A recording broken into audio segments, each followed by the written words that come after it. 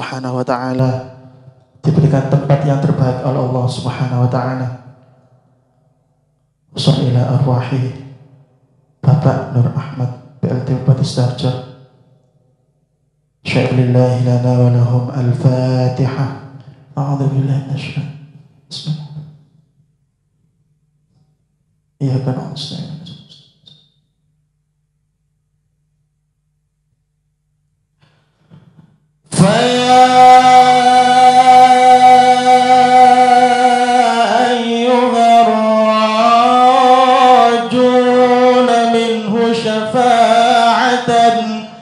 صلوا عليه وسلموا تسليما اللهم صل وسلم وبارك عليه ويا أيها المشتاقون إلى رؤيا جماله صلوا عليه وسلموا تسليما اللهم صل وسلم وبارك عليه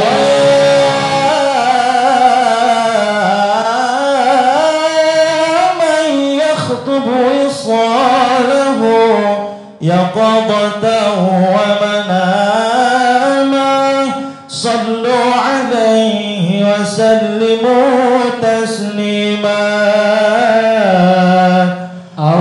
اللهم صل وسلم وبارك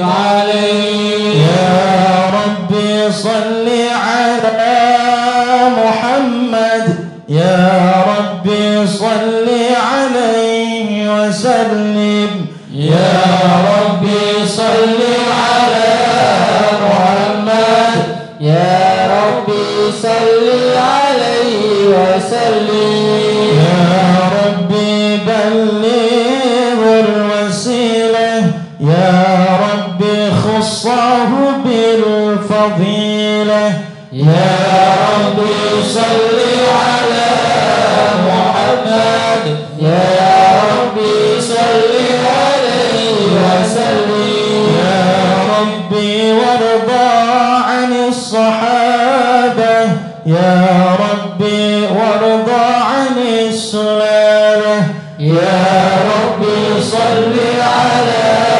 محمد يا ربي صل عليه وسلم يا ربي وارضى عن المشايخ يا ربي فارحم والدينا يا ربي صل على محمد يا ربي صل عليه وسلم يا ربي وارحمنا جميعا يا ربي وارحم كل مسلم يا ربي صل على محمد يا ربي صل عليه وسلم يا ربي واغفر لكل مذنب يا ربي لا تقطع رجانا يا ربي صل على محمد يا ربي صل عليه وسلم يا ربي يا سامع دعانا يا ربي بلغنا نزور يا ربي صل على محمد يا ربي صل عليه وسلم يا ربي صل على محمد يا ربي صل عليه وسلم يا ربي صل على محمد يا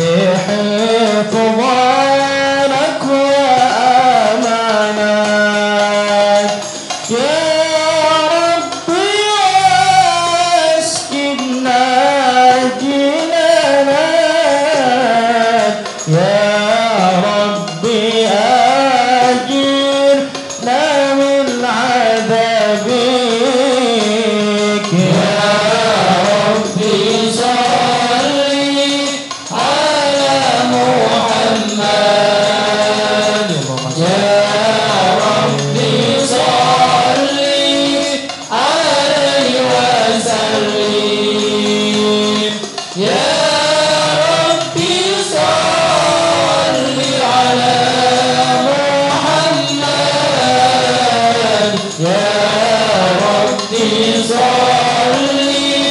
عليه وسلم يا رب صل على محمد يا رب صل عليه وسلم يا رب صل على محمد يا رب صل عليه وسلم يا رب صل على محمد يا رب صل عليه وسلم يا رب صل على محمد يا رب صل عليه وسلم يا رب وارزقنا الشهادة يا رب حطنا بالسعادة يا رب وارزقنا الشهادة يا رب حطنا بالسعادة يا رب واصلح كل مصلح يا رب واكفي كل مؤذي يا رب واصلح كل مصلح يا رب واكفي كل مؤذي يا رب صل على محمد يا رب صل عليه وسلم يا رب صل على محمد يا رب صل عليه وسلم يا ربي نختم بالمشفع يا ربي صل عليه وسلم يا ربي صل على محمد يا ربي صل عليه وسلم السلام عليك زين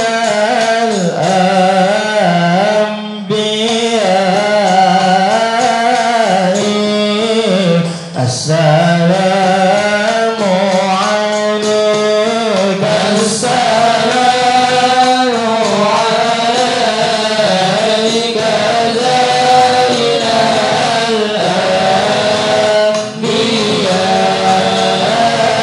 الأنبياء السلام عليك السلام عليك أتقى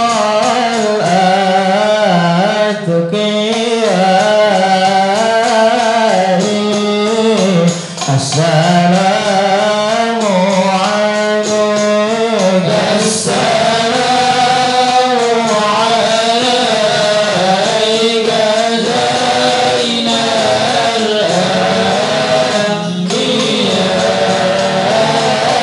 الأنبياء السلام عليك السلام عليك أشفى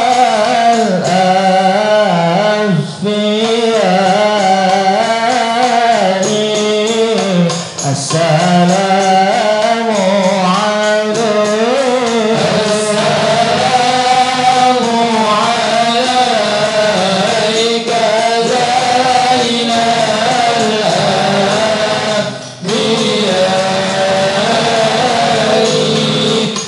السلام عليك السلام عليك أزكى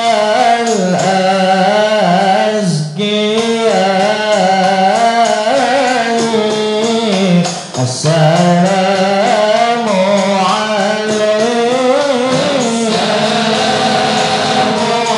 السلام عليك زين الأنبياء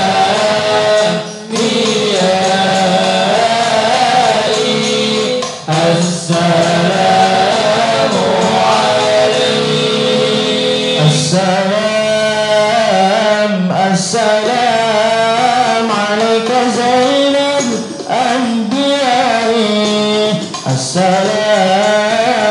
السلام عليك أتقى الأتقياء السلام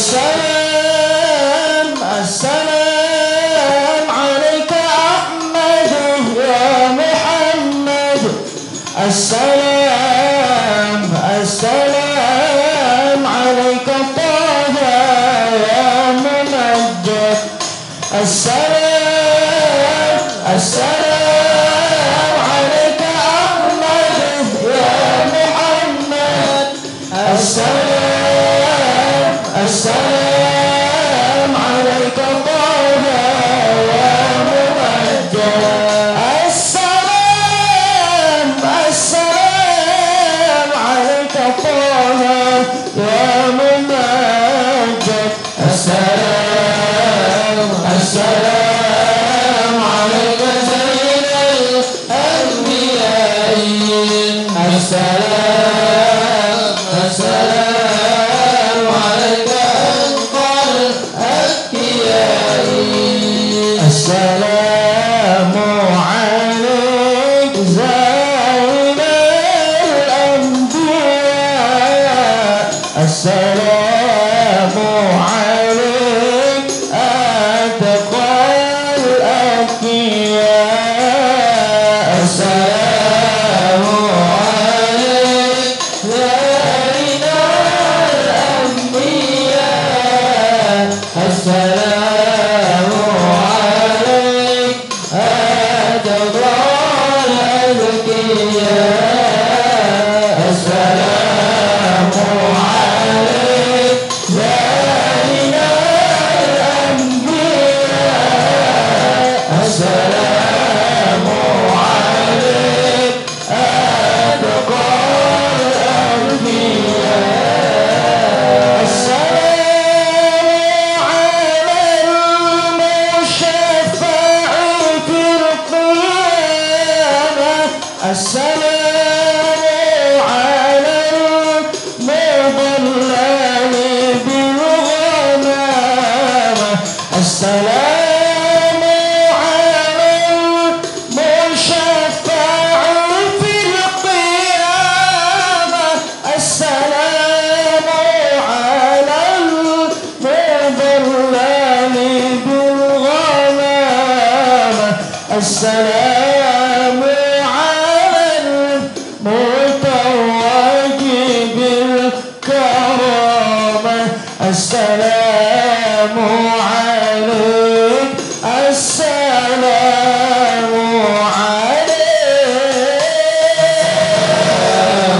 عليك زين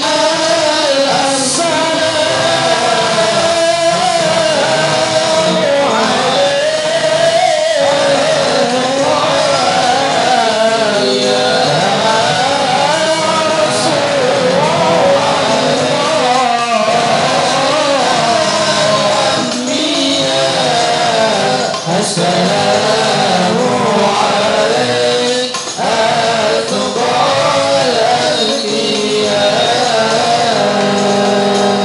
اللهم صل وسلم وبارك عليه أعوذ بالله من الشيطان الرجيم بسم الله الرحمن الرحيم إنا فتحنا لك فتحا مبينا ليغفر لك الله ما تقدم من ذنبك وما تأخر ويتم نعمته عليك ويهديك صراطا مستقيما وينصرك الله نصرا عزيزا لقد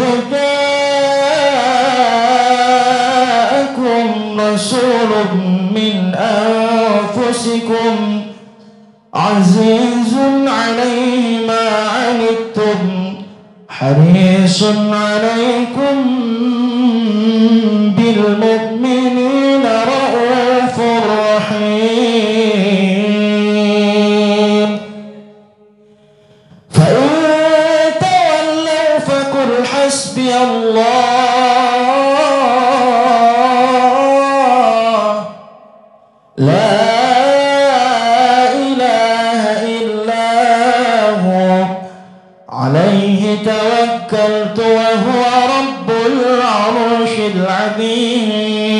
العظيم إن الله وملائكته يصلون على النبي يا أيها الذين آمنوا صلوا عليه وسلموا تسليما اللهم صل وسلم وبارك عليه.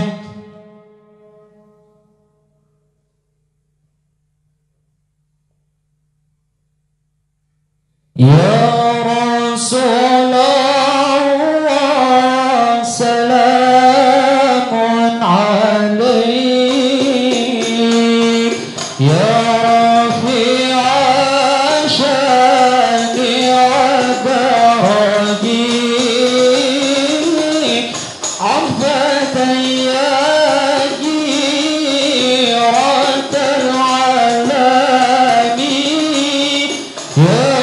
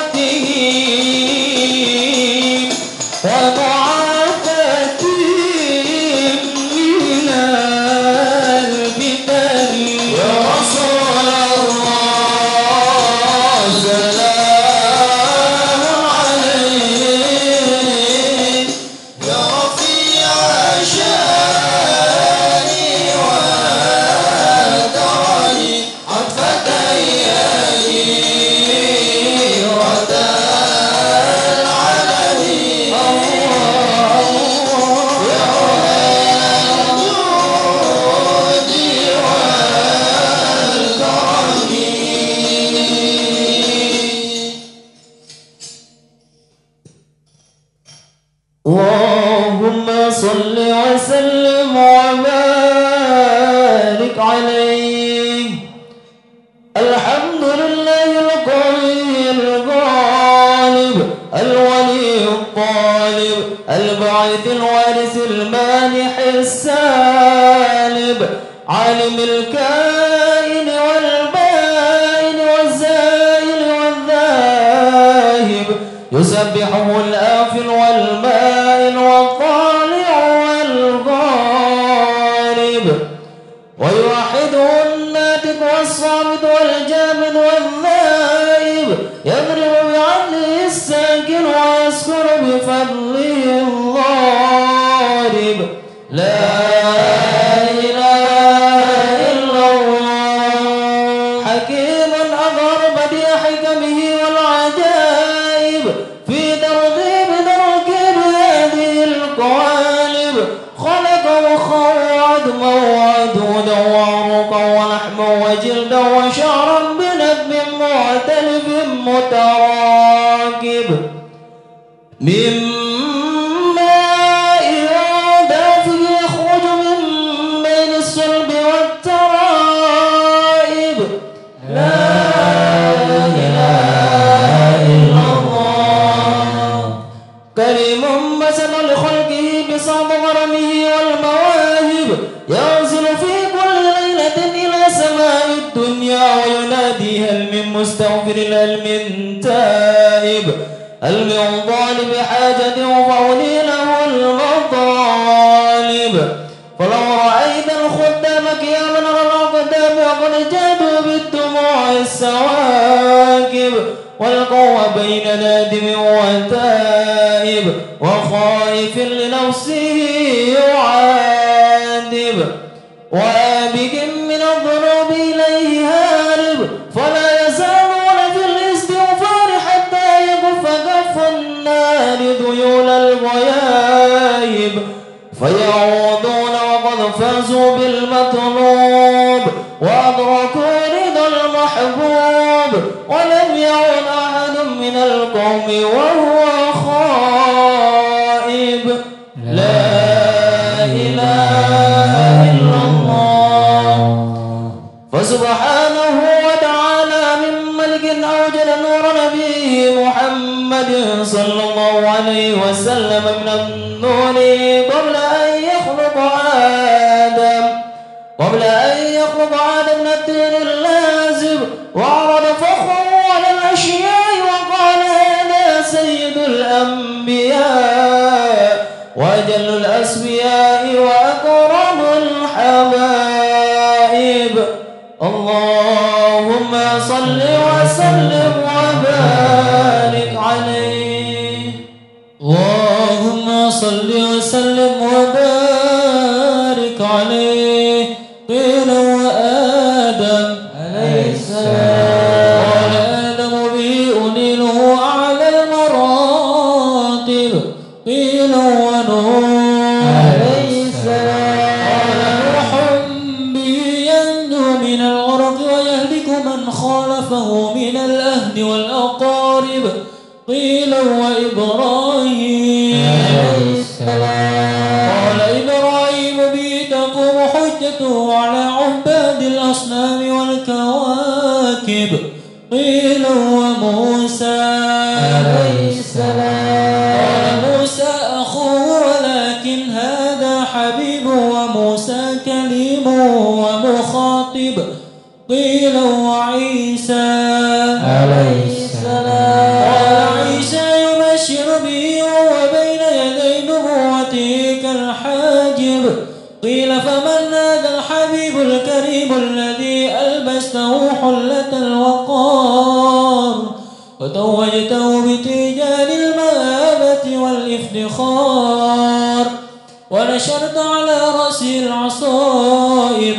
قال هو نبي استخرته من لؤي بن غالب يموت أبوه وأمه ويكفره جده ثم عمه الشقيق أبو طالب. اللهم صل وسلم وبارك عليه. يبعث من تهامة بين يدي القيامة في ظل ظهره علامة تظله الغمامة تطيع سحائب فجري الجبين ليلي الذوائب ألفي الأنف ميمي الفم نوني الحاجب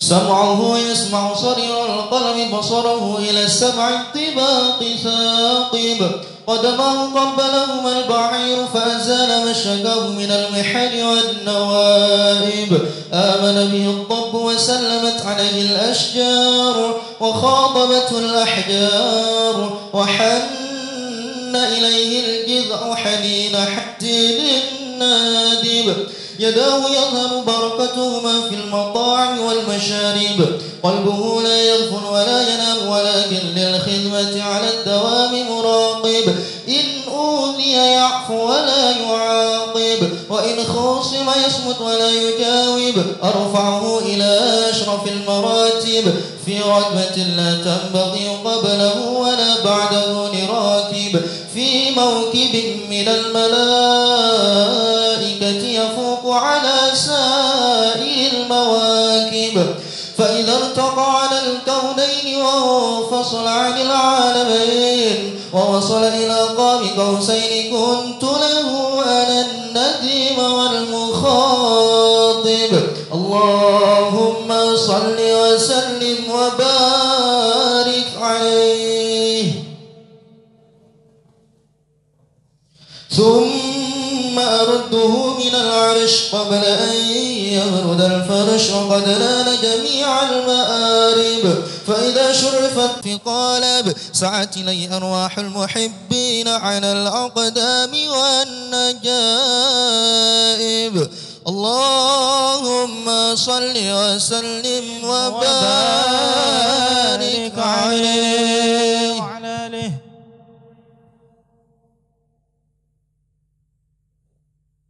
صلوا على النبي محمد. ألا يا رسول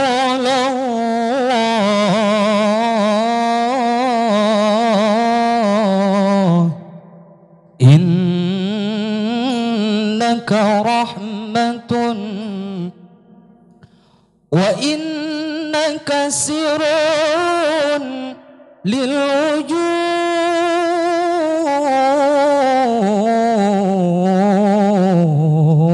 للوجود وصفوة كؤوس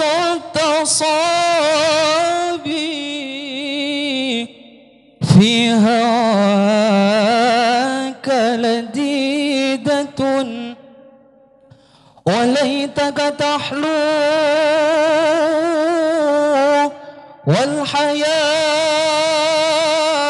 والحياة مريرة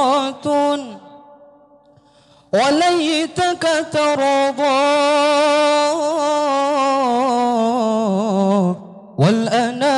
والأنام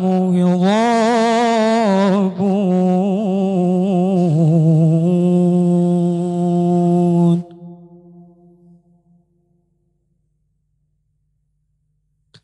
سل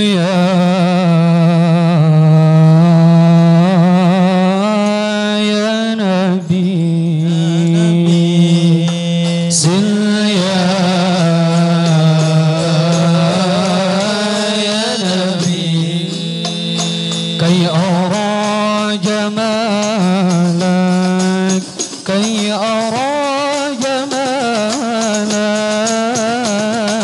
اشفع يا نبي بمدحي إليك بمدحي إليك بمدحي إليك بمدحي إليك سل يا نبي سل يا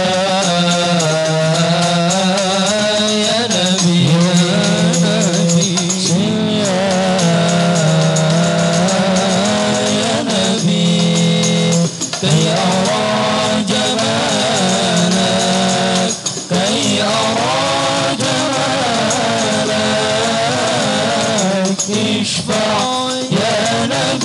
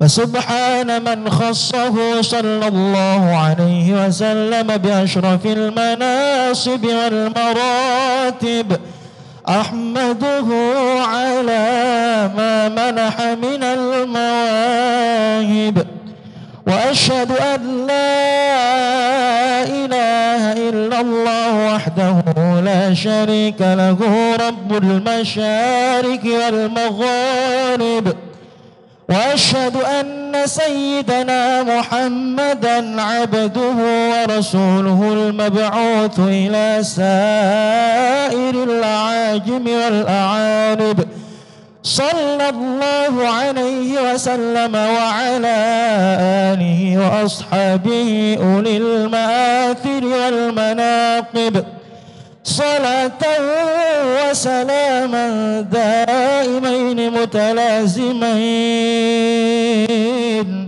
متلازمين يأتي قائلهما يوم القيامة غير خائب.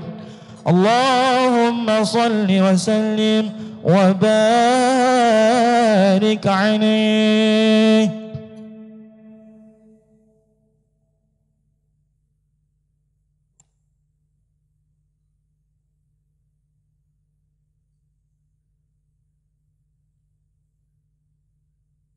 اللهم صل وسلم وبارك عليه. أحضروا قلوبكم يا معشر ذوي الألباب حتى أجر لكم عرائس معاني أجل الأحباب المخصوص بأشرف الألقاب الراكي إلى حضرة الملك الوهاب حتى نظر إلى جماله بلا ستر ولا حجاب. فلما آن أوان ظهور الشمس الرسالة في سماء الجلالة خرج به مرسوم الجليل لنكيب المملكة جبريل يا جبريل نادم في سائر المخلوقات من أهل الأرض والسماوات بالتهاني والبشارات فإن النور المسعود والسر المكنون الذي أوجدته قبل وجود الأشياء وإبداع الأرض والسماء أنقله في هذه الليلة إلى بطن أمي مسرورا أملأ به الكون نورا وأكفله يتيما وأطهره وأهل بيته تطهيرا. اللهم صل وسلم وبارك عليه. اللهم صل وسلم وبارك عليه. فاحتز العرش طربا واستبشارا وازداد الكرسي هيبة وقارا وامتلأت السماوات أنوارا ودجت الملائكة تهليلا وتمجيدا واستغفارا. سبحان الله الحمد لله لا إله إلا الله والله أكبر. سبحان الله والحمد لله ولا إله إلا الله والله أكبر. سبحان الله والحمد لله ولا إله إلا الله والله أكبر. ولم تزل أمه ترى أنواعا من فخره وفضله إلى نهاية تمام حمله. فلما اشتد به الطلق بيد رب الخلق وضعت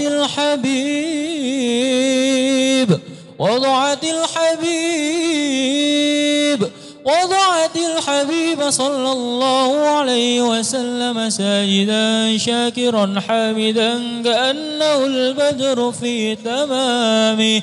صلى الله على محمد صلى الله عليه وسلم. صلى الله على محمد صلى الله عليه وسلم. صلى الله على محمد صلى الله عليه وسلم. صلى الله على محمد صلى الله عليه وسلم. صلوا على النبي محمد. اللهم صل وسلم عليه. يا نبي سلام عليك يا رسول سلام عليك يا حبيب سلام عليك صلوات الله عليك يا نبي سلام عليك يا رسول سلام عليك يا حبيب سلام عليك صلوات الله عليك. أشرق البدر علينا فاختفت منه البدور مثل حسنك ما رأينا قد يا وجه الصدق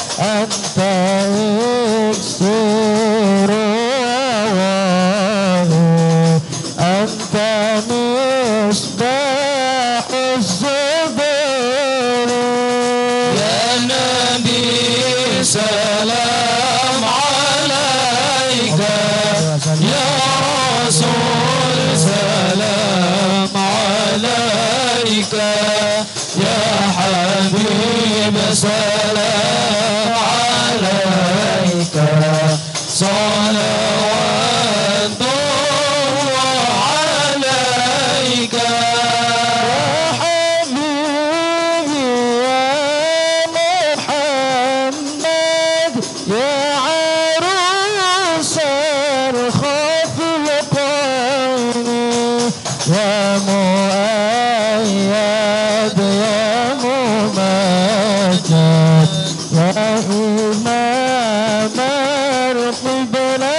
القبلتين يا نبي سلام عليك يا رسول سلام عليك يا حبيب سلام عليك صلوات الله عليك هذا المراد ذاك يسعد مرحبا يا كريم الوالدين مرحبا مرحبا يا نور العين مرحبا مرحبا جند الحسين مرحبا حوضك الصافي المبرد مرحبا يرضينا يوم النشر مرحبا مرحبا يا نور العين مرحبا مرحبا جند الحسين ما رأينا عيسى حمد مرحبا مرحبا بالسراء إليك مرحبا مرحبا مرحبا يا نور العين مرحبا مرحبا مرحبا جاد الحسين مرحبا مرحبا والغمام قد أضلت مرحبا مرحبا والملا صلوا عليك مرحبا مرحبا مرحبا يا نور العين مرحبا مرحبا مرحبا جاد الحسين مرحبا مرحبا العود يبكي وتذلل بين يديك واستجارت يا حبيبي عندك اطلب النفور يا نبي سلام عليك يا رسول سلام عليك يا حبيب سلام عليك صلوات الله عليك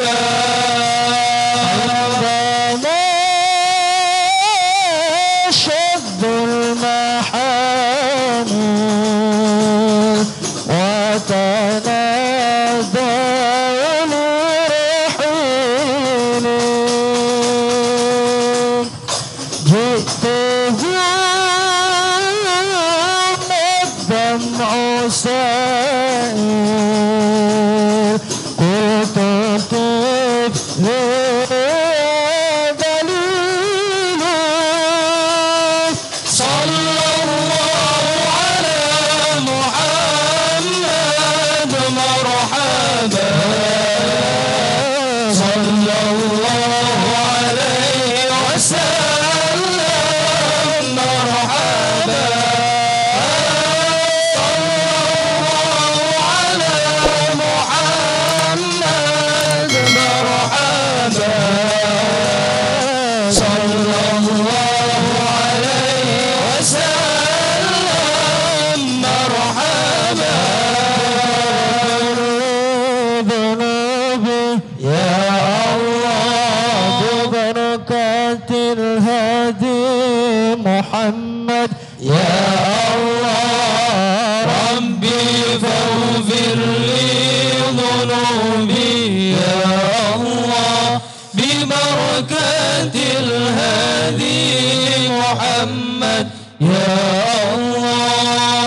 ربي فارحمنا جميعا يا الله بجميع الصالحات يا الله ربي فاغفر لي ذنوبي يا الله ببركة الهادي محمد يا الله ربي فارحمنا جميعا يا الله امحو عنا السيئات يا الله ربي فاغفر لي ذنوبي يا الله ببركة الهادي محمد يا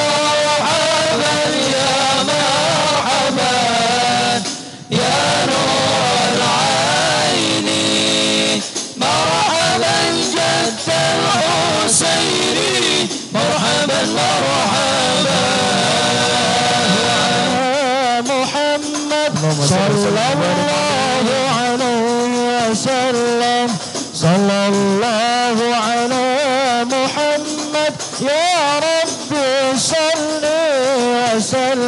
يا نبي سلام عليك يا رسول سلام عليك يا حبيب سلام عليك صلوات الله عليك صلوا على النبي محمد.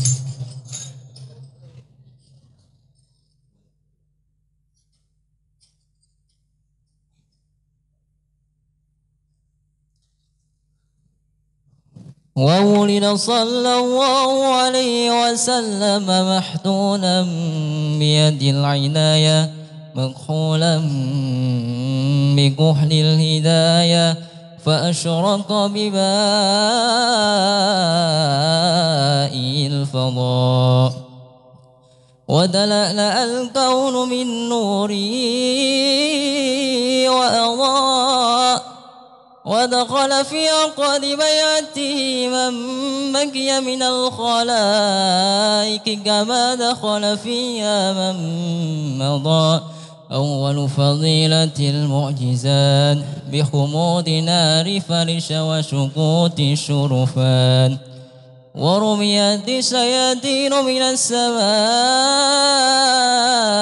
بالشوب المحرقات ورجا كل جبار من الجن وهو بصولة سلطنته دليل خادع لما تألق من سناه النور السادع وأصرق من ماء ضياء لامع حتى أُرِضَ على المرادي اللهم صل وسلم وبارك عليه.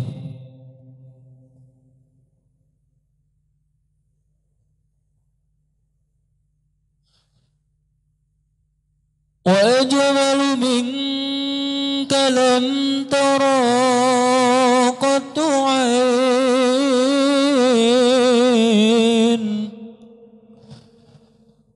وأطيب منك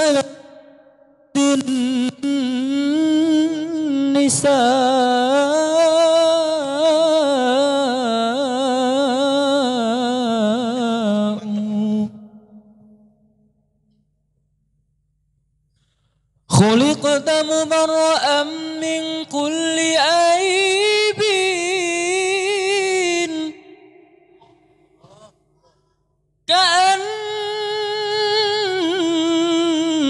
كأنك قد خلقت كما تشاء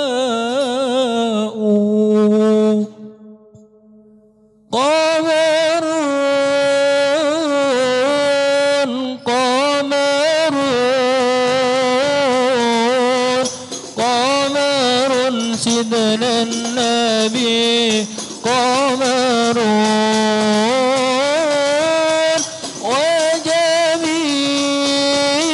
وجميل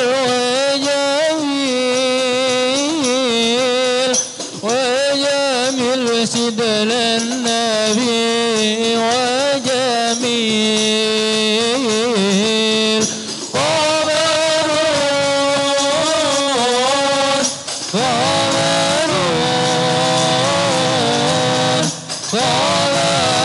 سيدنا النبي قمرون وجميل وجميل وجميل سيدنا النبي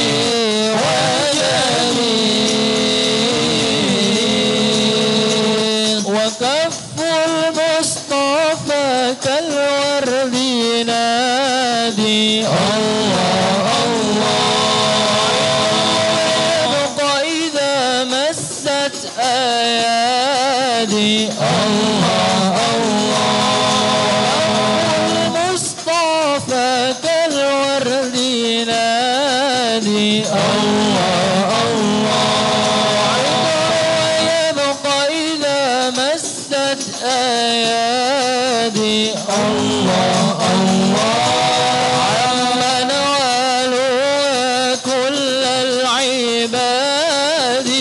وعم نوالها كل العباد وعم نوالها كل العباد حبيب الله يا خير البرايا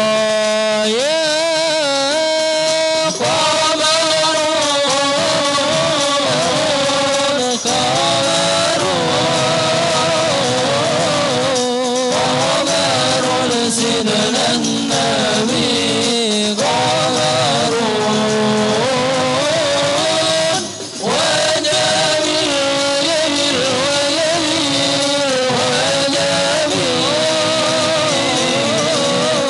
وجميل سيدنا النبي وجميل ولا ذل له بل كان نورا الله الله الشمس منه البذورا الله الله ذل له بل كان نورا الله الله الشمس منه البذورا الله لم يكن الهدى لولا ظهورا ولم يكن الهدى لولا ظهورا ولم يكن الهدى لولا ظهورا وكل الكون أنار بنور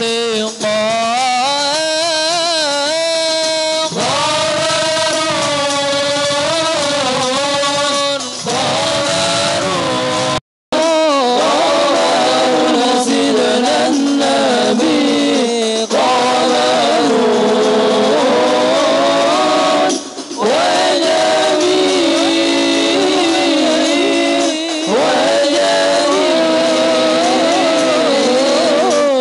وجميل سيدنا النبي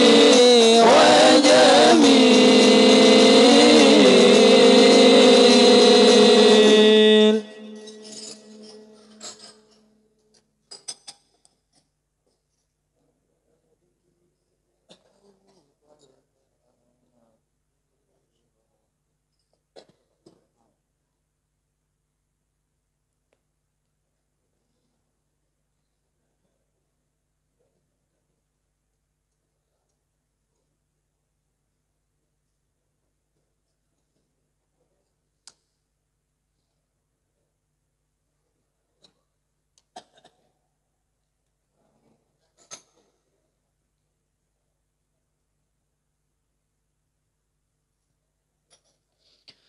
ولد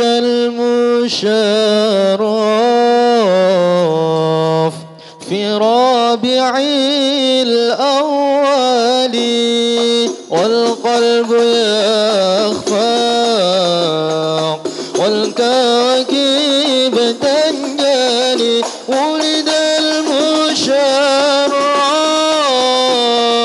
في ربيع الأول والقلب يخفق والكواكب تنجلي والقلب يخفق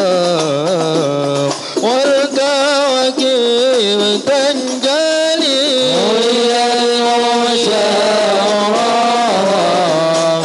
في ربيع الأول والقلب يخفق والكواكب تنجلي ولد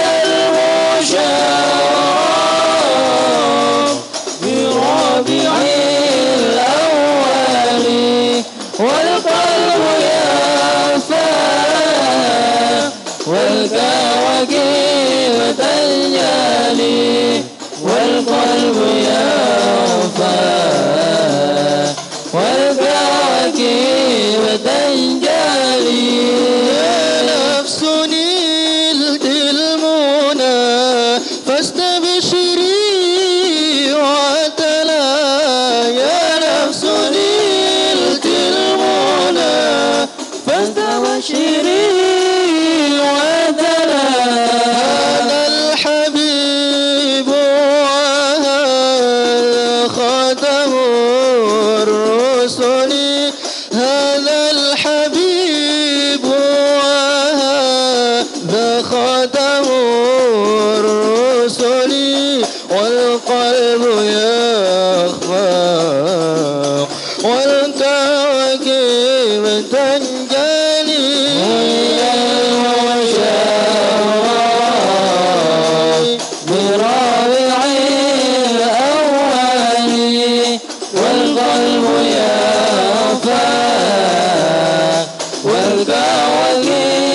تنجلي ولد المشرف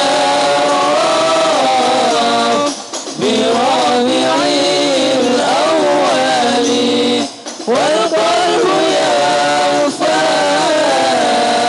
والكواكب تنجلي والقلب يرفع والكواكب تنجلي وتقولوا آمنا رأيت جملا وتقولوا آمنا رأيت جملا كالبدر في ليلة يلوح وينجلي كالبدر في ليلة يلوح وينجلي والقلب يخفق والكواكب تنجلي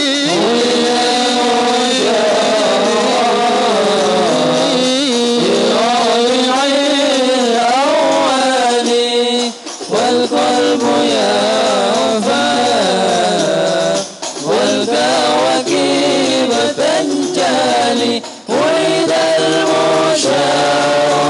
المشرف بربيع الأول والقلب يرفع والكواكب تنجلي والقلب يرفع والكواكب تنجلي. اللهم صل وسلم وبارك عليه. بسم الله الرحمن الرحيم. وما عسى أن يقال فيما وصفه القرآن وأعرض عن فضائل التوراة والإنجيل والزبور والفرقان وجمع الله له بين رؤيته وكلامه وقرن اسمه مع اسمه تنبيها على علو مقامه وجعله رحمة للعالمين ونورا وملأ بمولده القلوب سرورا. اللهم صل وسلم وبارك عليه. يا بدرة من هذا كل كمالي ماذا يعبر عنه لك مقالي. يا بدرة من هذا كل كمالي ماذا يعبر عنه لك مقالي. يا بدرة من هذا كل كمالي ماذا يعبر عنه لك مقالي. أنت الذي أشرقت في أفق العلا. أنت الذي أشرقت في أفق العلا فمحوت بالأنوار كل ضلال. يا بدرة من هذا كل كمالي ماذا يعبر عنه لك مقالي. يا بدرة من هذا كل كمالي ماذا يعبر عنه لك مقالي. عليك الله ربي دائما صلى عليك الله ربي دائما أبدا مع الإبكار والأوصال منها زاد كل كمالي ماذا يعبر عن علاك مقالي يا بارد منها زاد كل كمالي ماذا يعبر عن علاك مقالي وعلى جميع الآل والأصحاب من وعلى جميع الآل والأصحاب من قد خاصهم رب العلا بكمالي من حازا كل كمالي ماذا يعبر عن علاك مقالي يا بارد من حازا كل كمالي ماذا يعبر عن علاك مقالي اللهم صل وسلم وبارك عليه. Sebelum kita doa tiba nggih, kita hadiahkan lagi suratul Fatihah untuk Bapak Wakil Bupati Sidoarjo Haji Nur Ahmad Syaifuddin SH. Semoga perjuangan beliau diterima oleh Allah, diberikan tempat yang terbaik di sisi Allah Subhanahu wa taala. Ila hadratin Nabi Mustafa Muhammadin sallallahu alaihi wasallam, khususan ila arwahi Haji Nur Ahmad Syaifuddin SH. Syai'un lillahi lana wa lahum al-Fatihah. A'udzu billahi minasyaitonir rajim. Ar-Rahman Ar-Rahim.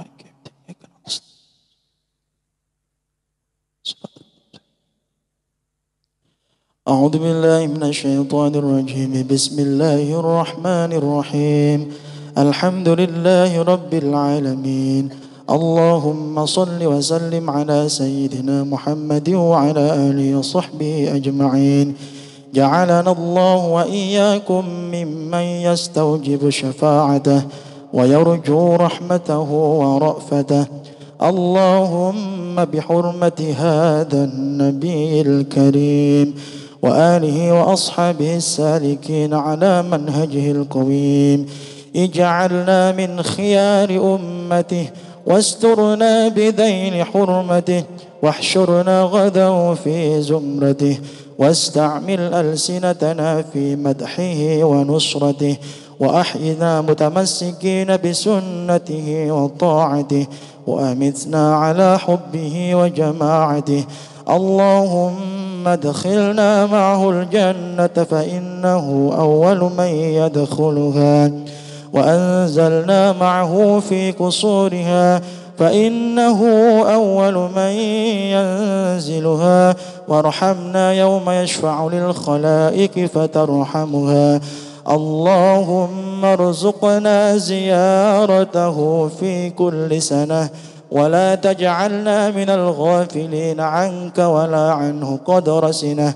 اللهم لا تجعل في مجلسنا هذا أحدا إلا غسلت بماء التوبة ذنوبه وسترت برداء المغفرة عيوبه. اللهم إنه كان معنا في السنة الماضية إخوان منعهم القضاء عن الوصول إلى مثلها، فلا تحرمهم من ثواب هذه الساعة وفضلها. اللهم ارحمنا إذا صرنا من أصحاب القبور، ووفقنا لعمل صالح يبقى سناه على ممر الدهور.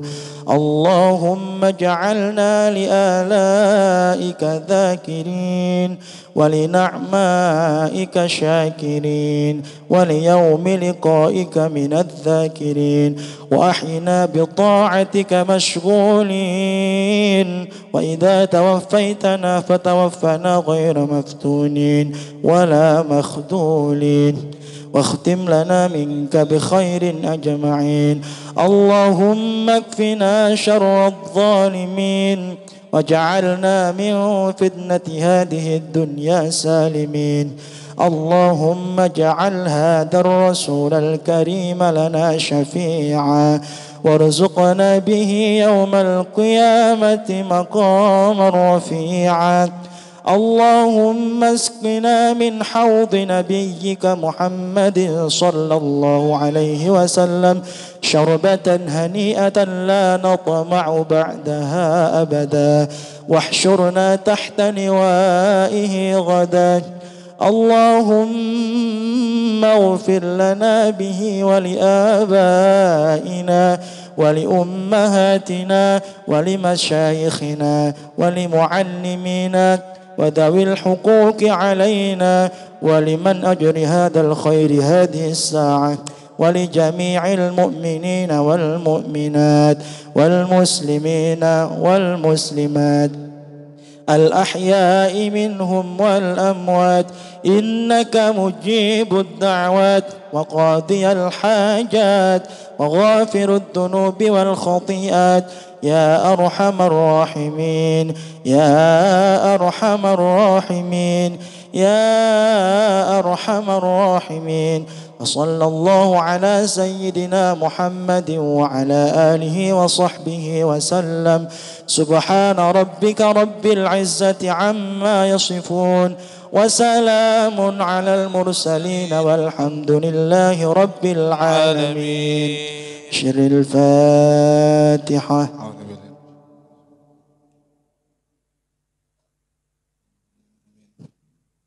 Kepribadian bangsa Indonesia sejak manusia purba. Purba itu sejak awal itu sudah ada benih-benih Pancasila.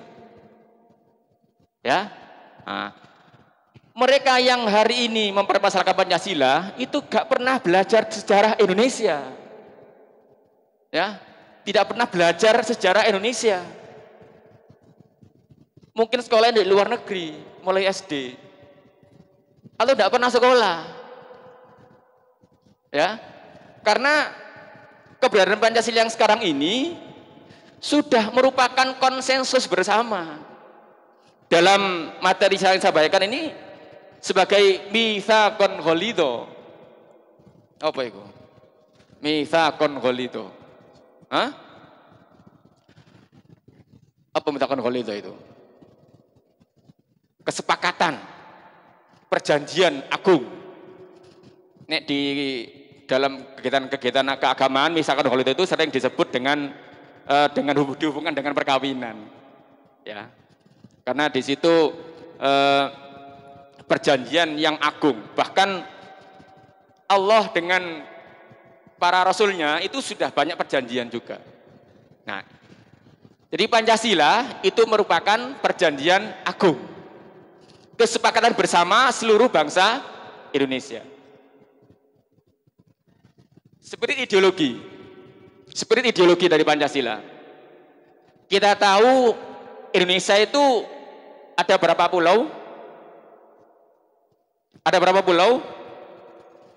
Banyak ya, yes, banyak. Mosok gak rorek, isini guru IPA NAI. Berapa ribu pulau? 17.000 lebih pulau. Pulau besar ada 5. Ya, yang tanggung-tanggung ratusan. Yang kecil-kecil ribuan.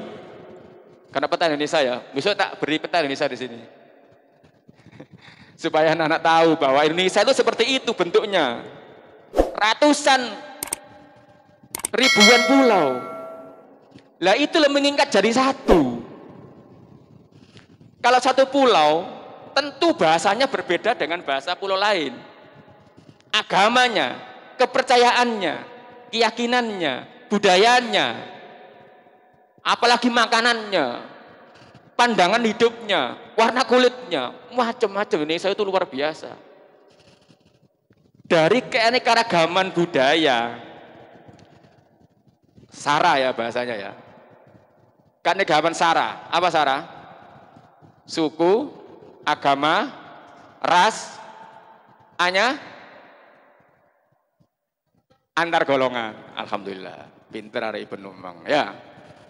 Aku nek gak iso lah izin aku guru sejarah gak iso. Muridnya karo sing iso. Ada murid saya SMA ndak ada ya. Murid saya SMA itu nek wis gede-gede. Wis gak ono saiki. Ya. Cak Bita, Cak Alura Kiriman itu Cak Tony itu wis banyak. Ya. Jadi dari sara, suku, agama, ras, antar golongan inilah oleh bangsa Indonesia disepakati sebuah konsensus bersama. Nah, ini sudah mencapai kesepakatan. Ya. Konsensus nasional sudah. Walaupun dengan genting ya. Sampai menjelang kemerdekaan ini sudah menjadi konsensus bersama. Baik perbedaan dari garis kanan maupun garis kiri. Paham kamu dengan garis kanan dan garis kiri? Indonesia pernah diberontak oleh garis kanan. Yang namanya DITII itu ya, DITII Permesta itu, kelompok kanan itu. Kalau kelompok kirinya PKI. Sekarang DITII sudah ada, Permesta tidak ada, yang ada HTI. Mirip itu perjuangannya. Sama dengan dulu, minta terus itu. Tidak mau banyak perbedaan di Indonesia. Ya. Oke. Yang kedua, Pancasila ini sebagai kalimatun sawa. Kalimatun sawa. Apa? Kalimat ketetapan. Kalimat ketetapan. Menjadi titik temu Pancasila itu. Menjadi titik temu di antara perbedaan-perbedaan yang ada di Indonesia. Islam wacana logis dan universal. Ya. Agama Islam adalah sebuah agama universal untuk sekalian umat manusia. Landasan prinsipnya adalah tunggal. Landasan prinsipnya adalah tunggal. Nomor 3. Meskipun ada berbagai manifestasi lahiriah yang beraneka ragam. Ini juga yang telah menghasilkan pandangan antropologis. Opore antropologis. Bahwa manusia pertama adalah tunggal. Nabi Adam. Ya. Ojo takon manusia purba loh ya. Disini di Pak manusia purba dan Nabi Adam. Enggak sekolah mana ya. Karena itu bagi anak-anak SMA itu juga sulit. Apa sih manusia purba? Bedanya manusia purba dengan ternyata manusia purba itu manusia pertama. Ya. Jadi menghasilkan pandangan antropologis bahwa sejatinya manusia adalah satu, tunggal. Berkembang, menyebar kemana-mana, jadilah banyak perbedaan. Termasuk yang ada di Indonesia. Ya. Kemudian dalam pandangan fikih, nomor 5, filsuf Prancis Ernest Renan. Ada yang pernah baca buku ini? Ada tokoh kamu kalau sekolah SMA jurusan IPS ada mata pelajaran antropologi. atau tata negara? Ada ya? Durung SMA rek? Tata negara itu ada ya perjalanan SMA ya? Sekarang? Enggak ada ya? Oh, zaman saya sekolah dulu ada tata negara. Ya, ilmu tata negara. Atau lebih ada sekarang mungkin di antropologinya, di mata pelajaran antropologi yang jurusan IPS. Ernest Renan ini seorang filsuf Prancis yang filsafatnya ini sering digunakan oleh Pak Karno. Jadi teori-teori dari Ernest Renan itu sering digunakan di Indonesia yang ditiru oleh Pak Karno. Menyebut bahwa syarat utama sebuah bangsa adalah kehendak untuk bersatu. Ini. Kehendak untuk bersatu. Inilah Indonesia, nak. Mengapa kehendak bersatu? Loh, berarti kalau kehendak bersatu sebelumnya tidak bersatu. Apa tidak bersatunya? Apa tidak bersatunya tadi? Tidak sama tadi loh ya. Tidak sama sukunya, rasnya, agamanya. Itu berbeda-beda. Sekarang menjadi satu gitu. Dari Pancasila. Ya. Jadi kehendak untuk bersatu.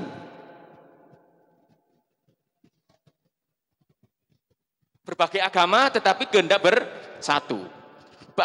Kita mencari bagaimana caranya perbedaan-perbedaan ini terkumpul dalam satu titik yang disepakati bersama, yang menimbulkan manfaat bersama. Ya, ini Pancasila ada di dalamnya.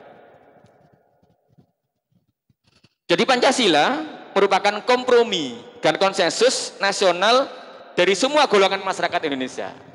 Mulut aja nang kene. Ya, bulat di sini bahwa Pancasila merupakan konsensus dari seluruh lapisan bangsa Indonesia.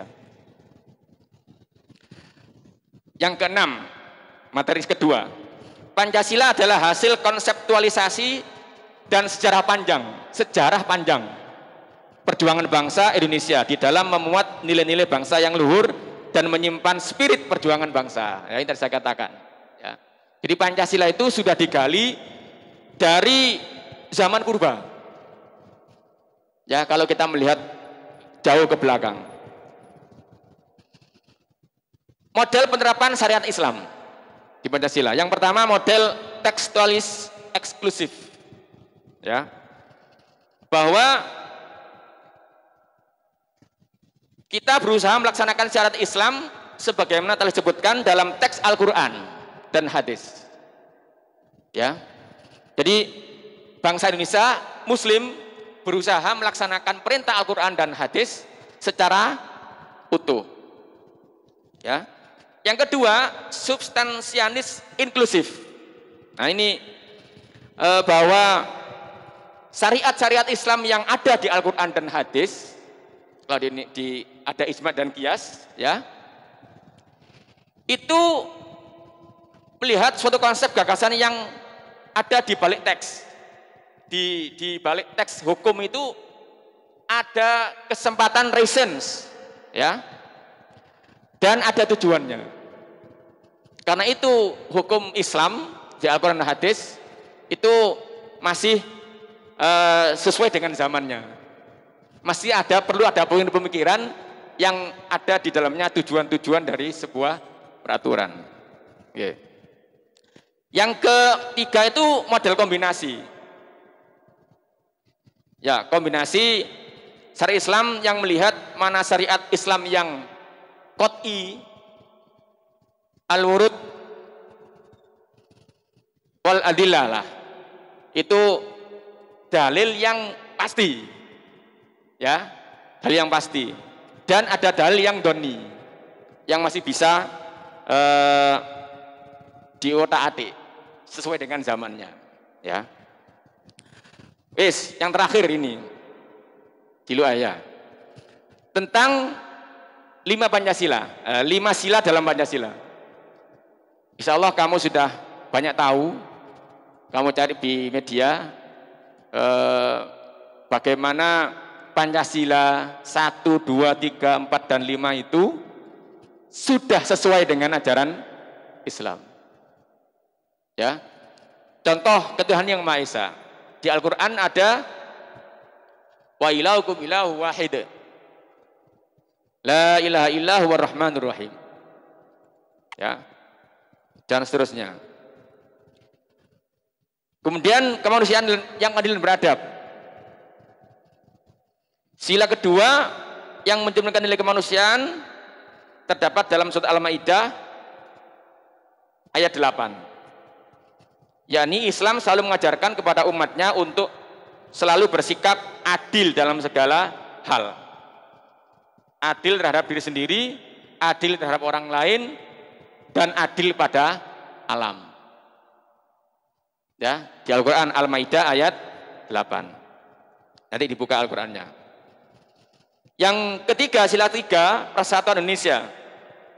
Semua agama termasuk Islam pasti mengajarkan adanya persatuan. Indonesia ana wong agama liya gak ingin bersatu, tidak ingin rukun gitu. Ya, mesti ada kemauan itu.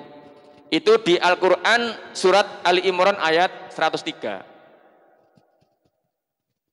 Apa bunyinya itu? Nanti cari ya. Ya.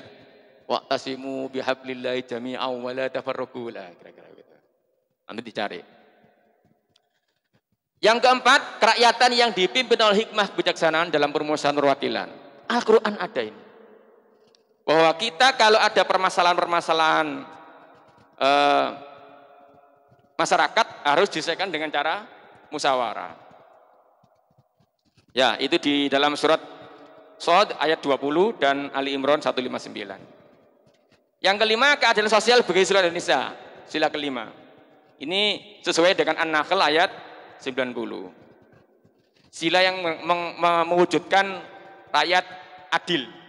Rakyat wujud rakyat adil, makmur, aman dan damai. Ya. Oke. Anak sekalian, bagaimana peran NU dalam pergolakan Pancasila? Insya Allah Bapak, para kiai-kiai, para ulama-ulama sudah banyak menjelaskan dalam pengajian. Saya heran nak, kiai-kiai yang tua-tua itu paham tentang konsep kenegaraan Indonesia itu.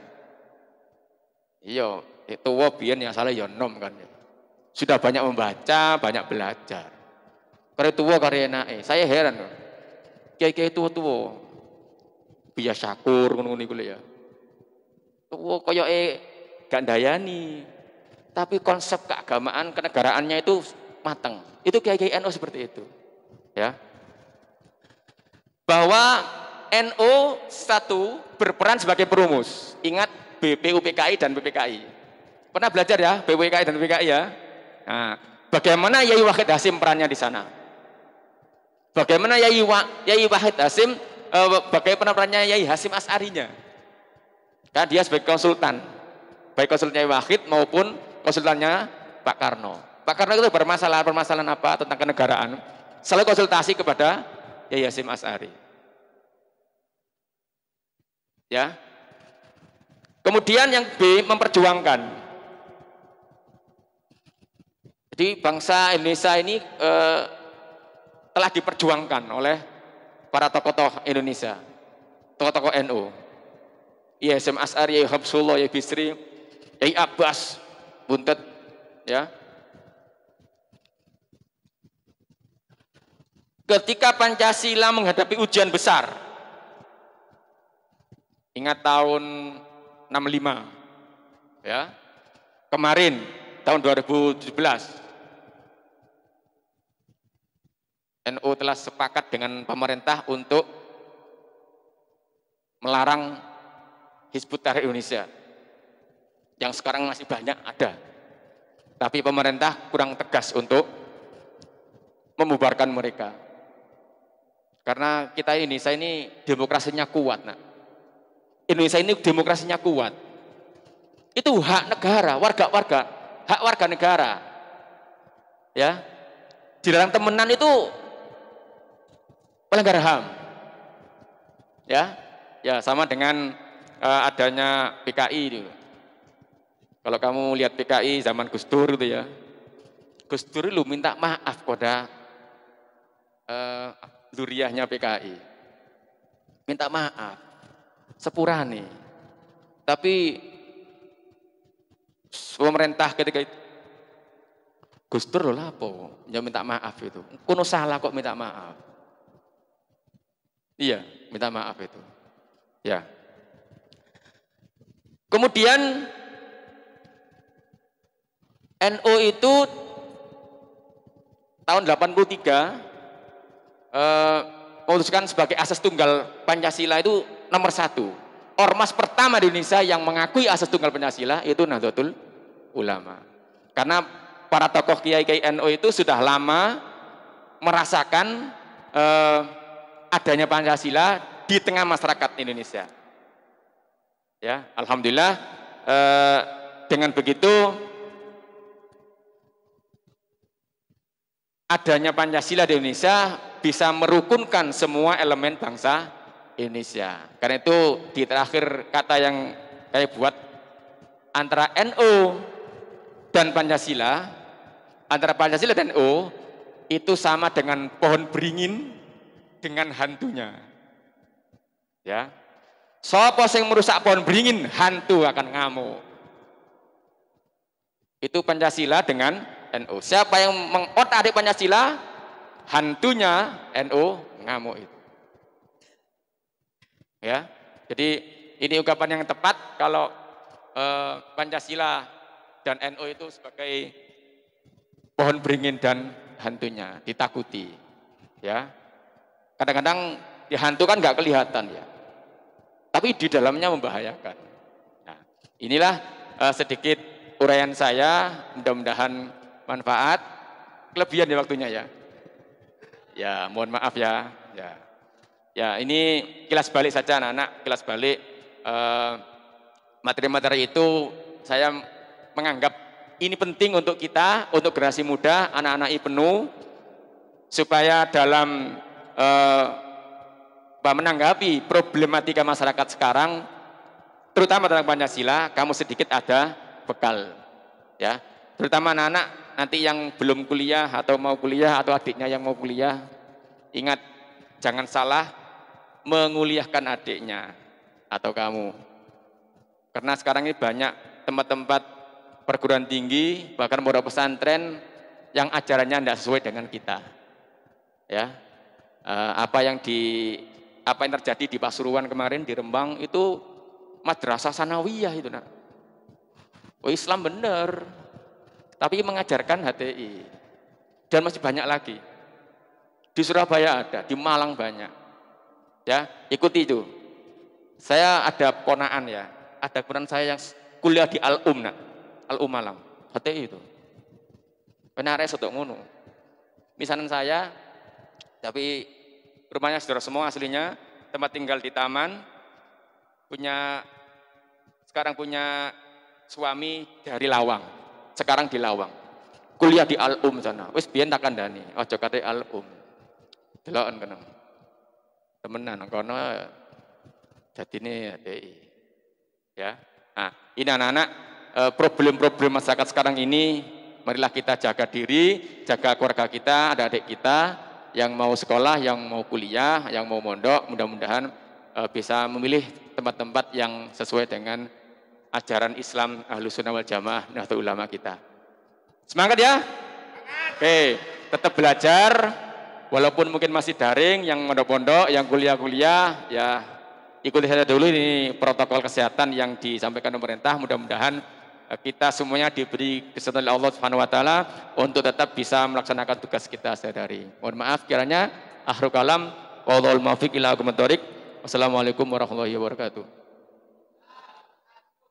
Doa. Lillahi ta'alamul Fatihah. A'udzu billahi minasyaitonir rajim. Bismillahirrahmanirrahim. Alhamdulillahil alamin arrahmanir rahim maliki yaumiddin. Iyyaka na'budu wa iyyaka nasta'in. Ihdinas siratal mustaqim. Shiratal ladzina an'amta 'alaihim ghairil maghdubi 'alaihim waladdallin. Amin. Bismillahirrahmanirrahim. Allahumma salli wa sallim wa barik wa sallim ala sayyidina Muhammadin tibbil qulubi wa dawaiha wa afiatil abdani wa shifaiha wa nuril absari wa altiyaiha wa ala alihi wa sahbihi wa sallim. A'udzu bi kalimatillahi tammati min syarri ma khalaq. Bismillahilladzi la yadhurru ma ismihi syai'un fil ardi wa la fis samai wa huwas samiul alim. Bismillahirrahmanirrahim. Allahumma ufir, Allahumma ufir, Allahumma afi wa afuan wa atina wa ladihim al-jami'un. Allahumma inna ala dzikrika wa syukrika husni wa dik. Allahumma inna na'udzubika min jahdil bala wa darakis syaqa wa su'il qadha wa samadil a'da. Allahumma inna nas'aluka ilman nafi'a wa rizqan wasi'an halalan thayyiban shifaa'an min ghadain bi rahmatika ya arhamar rahimin. Allahumma inna ala dzikrika wa syukrika husni ibadatik. Allahumma inna na'udzubika min jahdil bala wa darakis syaqa wa su'il qadha wa samadil a'da. Allahumma rabbana anzil alaina ma'idatan minas sama' takunu lana 'idan li awwalina wa akhirina wa ayatan minka warzuqna wa anta khairur raziqin. Rabbana atina fid dunya hasanah wa fil akhirati hasanah wa qina 'adzabannar. Subhana rabbika rabbil 'izzati 'amma yasifun wa salamun al mursalin walhamdulillahi rabbil alamin. Bi Fatihah. A'udzu billahi minasyaitonir rajim. Iyyaka na'budu wa iyyaka nasta'in.